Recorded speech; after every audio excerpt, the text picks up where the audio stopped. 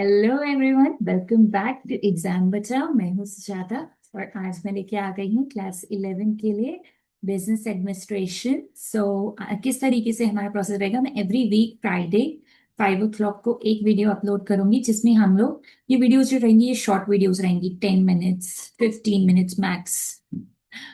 इसमें क्या रहेगा, हम एमसीक्यू स्टडी मटेरियल्स डिस्कस किया करेंगे, नॉट मोर लाइक मिनिमम किसी में 5 क्वेश्चन, किसी में 2 question, depend upon the length of the question, ज्यादा लंबे नहीं किया करेंगे।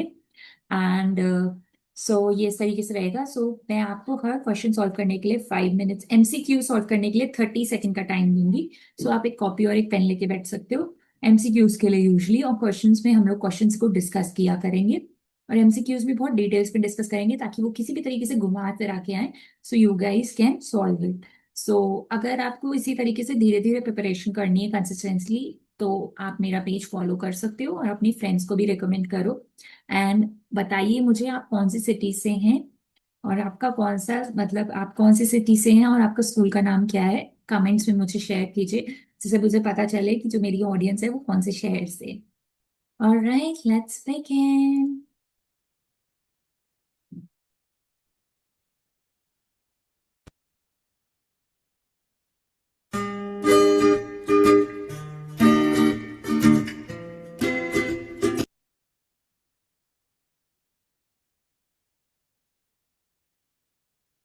तो अब हम देखेंगे, यहाँ से हम देखने वाले हैं हमारी। As I already told you, ये हमारा बिजनेस एडमिनिस्ट्रेशन क्लास 11th का सैम्पल पेपर है फ्रॉम 2025 टू 2026। और हम क्वेश्चन 2, मतलब क्वेश्चन 2 में जो हमारे एमसीक्यूज होते हैं वो सारे एमसीक्यूज हम सैम्पल पेपर में से आज सॉल्व करेंगे। So let's get started. So first है हमारा, which feature of a company ensures that its assets and liabilities are separate from those of its owners। कौन सा ऐसा फीचर होता है कंपनी का जो इंश्योर करता है कि जो उनके एसेट्स और लाइबिलिटीज है वो ओनर से सेपरेट हो। मैं टाइम स्टार्ट कर रही हूँ एंड देन मैं ऑप्शंस रीड करूंगी, so you guys can mark it. Time starts here and options are artificial person, perpetual succession, common seal, separate legal entity. ये अकाउंटेंसी में भी आता है और इधर भी है, so you guys can answer it.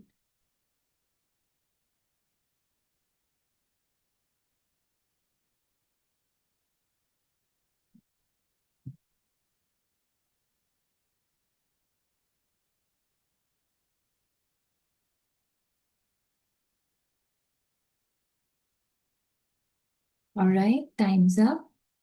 So let's see क्या है हमारा करेक्ट आंसर है सेपरेट लीगल एंटिटी। नाम ही अलग लिखा है, और ये अगर थोड़ा सा भी कॉमन सेंस लगाते तो पता चल जाता। उन्होंने बोला कि कौन सी चीज है जो इंश्योर करती है कि जो कंपनी है और जो उसके एसेट्स एंड लाइबिलिटीज है उसको सेपरेट करती है। क्वेश्चन में भी सेपरेट आया, तो separate legal identity.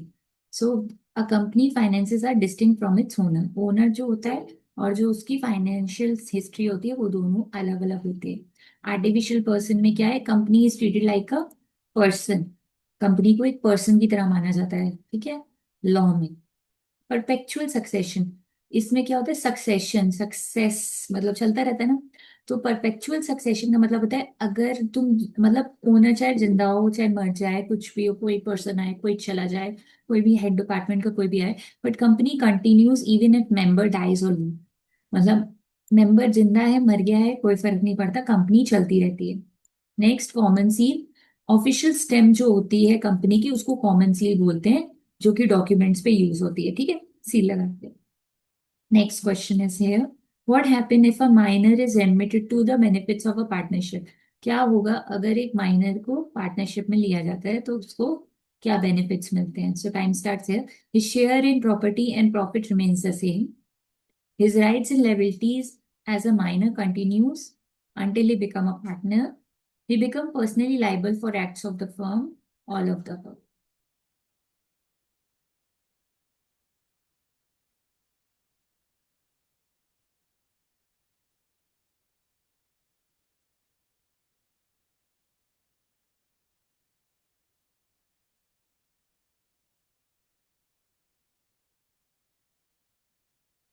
Timer.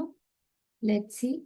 So all of the above, all the points are true. A minor enjoy benefits, but also he is become the partner and he is personally liable. तो वो liability भी होती है, partner भी बन जाता है और बेनिफिट्स भी इंजॉय करता है। सो सारी चीजें, shares in property and profit remains the same. His rights and liabilities as a minor continues until he become a partner. He becomes personally liable for all the acts of the firm. Okay, next. What is the primary objective of a business? Primary objective क्या होता है किसी भी business का? Options: providing employment, earning profit, social service, environmental sustainability. Your time starts there, थोड़ा सा दिमाग लगाओ, बहुत इजी है ये।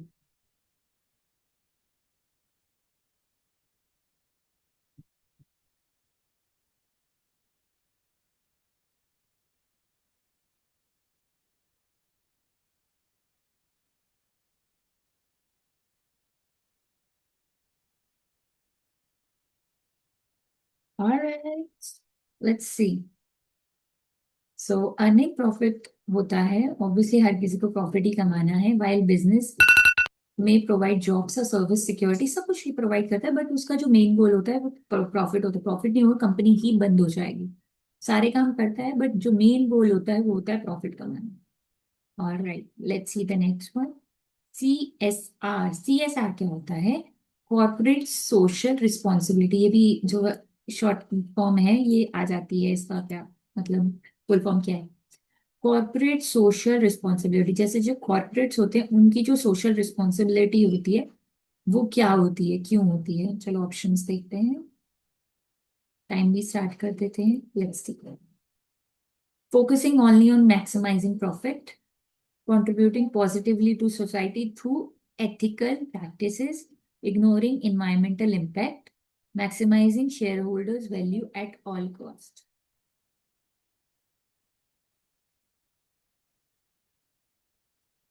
बहुत इजी है ये, बहुत बहुत इजी है ये, इतना इजी है कि कुछ हद ही नहीं। ऑलराइट, लेट्स सी। देखो सब नेगेटिव नेगेटिव था, एक ही पॉजिटिव था। जब कोई कंपनी की कॉर्पोरेट सोशल रिस्पॉन्सिबिलिटी है तो कुछ अच्छा ही होगा। ये नेगेटिव था फर्स्ट वाला, focus only on maximising profit. मतलब ये कंपनी का गोल है, बट जब वो बोल रही सोशल रिस्पॉन्सिबिलिटी तो ऑब्वियसली मैक्सिमाइजिंग प्रॉफिट नहीं होगा। जब कंपनी से रिलेटेड होगा ऑब्वियसली मैक्सिमाइजिंग प्रॉफिट जो ऊपर बात होगी।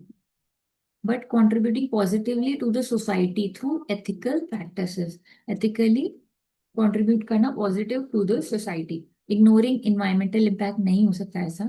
Maximising share holder value at all cost, share holder की बस मतलब अच्छा अच्छा उसे प्रॉफिट देते रहो बस, ये नो, ये भी नहीं। सो जब सोशल रिस्पॉन्सिबिलिटी और बात हो रही है तो कुछ पॉजिटिव मतलब करना पड़ेगा ना, तो ये है। ठीक है। CSR जो होता है, business acts responsible care for society and follow ethical practices, contribute positively to society through ethical practices. ठीक है। Let's see fifth one. In which form of business is register compulsory? किस फॉर्म में बिजनेस रजिस्टर करना compulsory है? Let me begin the timer for you and then see. Partnership and joint Hindu family, cooperative society and livestock company, joint Hindu family and sole proprietorship, partnership and joint stock company। इनमें से किस में से register करना business को compulsory है? ये एकदम अकाउंटेंसी में भी है ये, पार्टनरशिप जब करते हैं तो।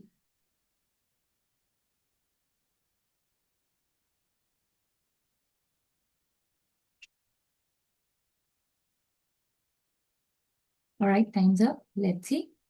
सो corporate societies and joint stock company जो होती है, कंपनी जो होती है और कॉर्पोरेट सोसाइटीज होती है उनको रजिस्टर करना बहुत जरूरी है। Partnership registration is optional, partnership में रजिस्टर करना ऑप्शनल है, ठीक है।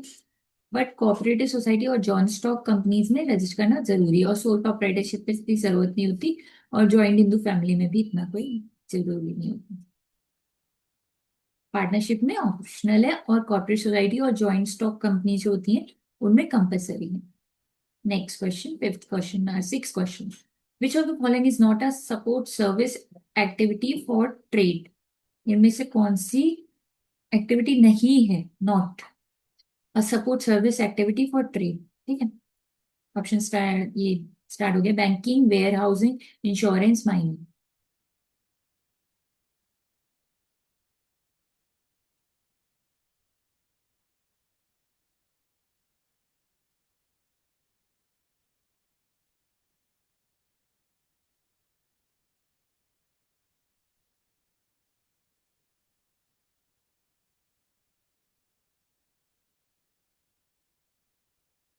ये थोड़ा सा कंफ्यूज लग रहा होगा, बट ये क्वेश्चन बहुत स्ट्रेट फॉरवर्ड था, अगर थोड़ा सा दिमाग लगाया जाता तो। इसमें support service activity for trade. Trade क्या होता है? किसी को लेना देना ऐसे करना। तो फिर सपोर्ट सर्विस क्या होता है? सपोर्ट प्रोवाइड करना सर्विसेज में। सो बैंकिंग जो होता है वो सपोर्ट सर्विस प्रोवाइड करता है। सर्विस होता है, बैंकिंग सर्विस इंडस्ट्री में आता है। वेयर हाउसिंग भी सर्विस प्रोवाइड कर रहे हैं। इंश्योरेंस भी एक सर्विस प्रोवाइड कर रहा है, बट माइनिंग सर्विस नहीं होता। So banking, warehouse and insurance help in trade. Mining is production, वो प्रोडक्शन में आता है, सर्विस सेक्टर में नहीं आता। नॉट अ ट्रेड सर्विस, ठीक है। Next, seven. A written agreement among partners in a partnership is called. Written agreement को पार्टनरशिप में क्या कहते हैं? 30 सेकेंड स्टार्ट से। Partnership contract, partnership deed, agreement, partnership act.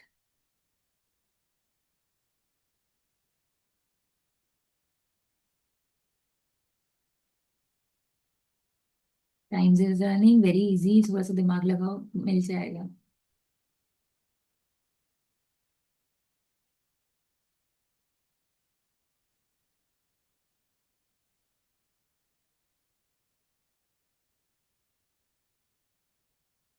Alright, let's see. बोलते हैं पार्टनरशिप डी। चलो इसमें थोड़ा सा दिमाग लगाते तो मिल जाता।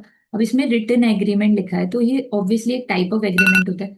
एग्रीमेंट ओरल भी हो सकता है और रिटन भी हो सकता है। मैंने तुमसे कुछ कह दिया तो ये हमारा एग्रीमेंट हो गया हमारे बीच में, ओरल एग्रीमेंट। मैंने लिख के तुम्हें कुछ दिया, वो हो गया रिटन एग्रीमेंट। बट पार्टनरशिप्स में जो पार्टनरशिप करते हैं, उसमें जो पार्टनरशिप में जो रिटन डॉक्यूमेंट होता है, रिटन एग्रीमेंट होता है, उसको पार्टनरशिप डीड कहते हैं। पार्टनरशिप एक्ट तो आएगा नहीं, वो तो एक एक्ट है। एग्रीमेंट भी नहीं आना था। पार्टनरशिप कॉन्ट्रैक्ट, कॉन्ट्रैक्ट में जिसमें कॉन्ट्रैक्ट लिखा जाता है वो हो गया। तो पार्टनरशिप डी इसमें आना है। थोड़ा सा दिमाग लगाएंगे तो हो जाएगा। Okay, so that's it for today. And अगर आपको और बिजनेस एडमिनिस्ट्रेशन से रिलेटेड स्टडी मटेरियल चाहिए, so follow me for class 11 business administration की वीडियोस। एवरी फ्राइडे 5 PM पे अपलोड होंगी। सो you guys can follow and अपने फ्रेंड्स को भी शेयर कर सकते हो। एंड जस्ट टेल मी कि 7 में से कितने तुम्हारे सही गए, 7 आउट ऑफ कितने आए, और अपने स्कूल का नाम लिखना मत भूलना। ऑलराइट, स्कूल नहीं लिखना है तो शेयर लिखो। That's it for today. Ta-ta, bye bye.